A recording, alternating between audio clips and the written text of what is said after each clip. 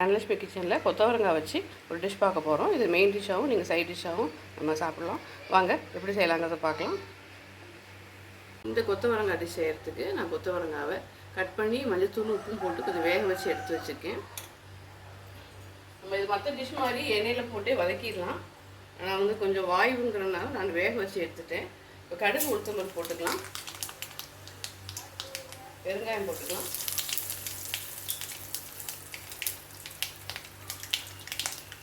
நாலு பல்லு பூண்டு எடுத்து வச்சுருக்கேன், போட்டுக்கிறேன்.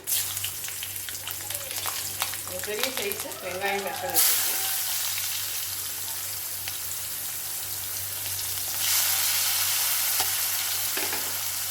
வெங்காயம் வதங்கிறதுக்கு தேவையான உப்பு போட்டுடலாம்.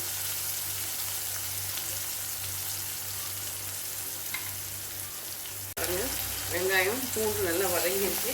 நம்ம இந்த டைமில் கொஞ்சம் சீரகம் போட்டுக்கலாம்,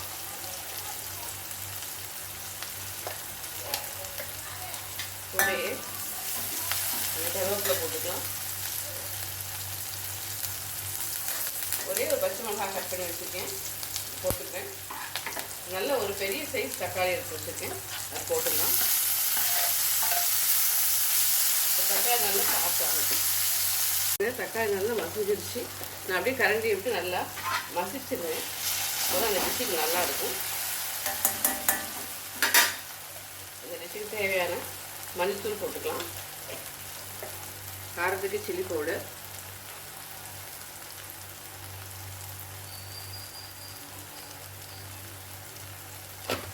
கொஞ்சம் கன்சிஸ்டன்சிக்கு மல்லித்தூள் போட்டுக்கலாம்.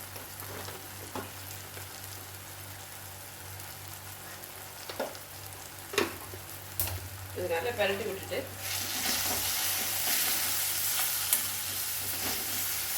கொஞ்சமாக தண்ணி விட்டு இது நல்லா குக் பண்ணி எடுத்துடலாம். எண்ணெய் பிரிஞ்சு வரட்டும்.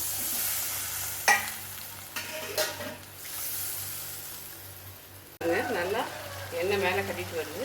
ஃப்ரெஷ்ஷான பச்சை மிளகாய் கீரி போட்டுட்டு நம்ம மஞ்சத்தூள் உப்பு போட்டு வேக வச்சுருக்கிற கொத்தவரங்காய் அதில் கலந்து விட்டுடலாம்.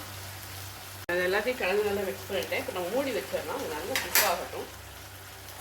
ஏற்கனவே நம்ம கொத்தவரங்காவை வேக வச்சு தான் போட்டிருக்கோம். இப்போ நம்ம கொஞ்சம் புளி தண்ணி கலந்து விட்டுக்கலாம்.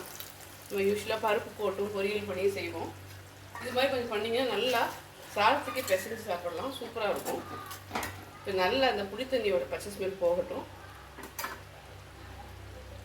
பாருங்க, நல்லா நீங்கள் சைட் டிஷ்ஷாகவும் வச்சுக்கலாம், மெயின் டிஷ்ஷாகவும் வச்சுக்கலாம். யூஸ்வலாக பண்ணுறத விட கொஞ்சம் டிஃப்ரெண்ட்டாக இருக்கும், நல்ல டைமியாக இருக்கும் சாப்பிட்றதுக்கு. மல்லித்தலையை போட்டு நம்ம இந்த கொத்தவரங்காய் டிஷ்ஷை முடிச்சுக்கலாம். இன்னொரு சூப்பரான டிஷ்ஷோட மீட் பண்ணலாம். அதுக்காக சேனல் லைக் பண்ணுங்கள், ஷேர் பண்ணுங்கள், சப்ஸ்கிரைப் பண்ணுங்கள். தேங்க்யூ.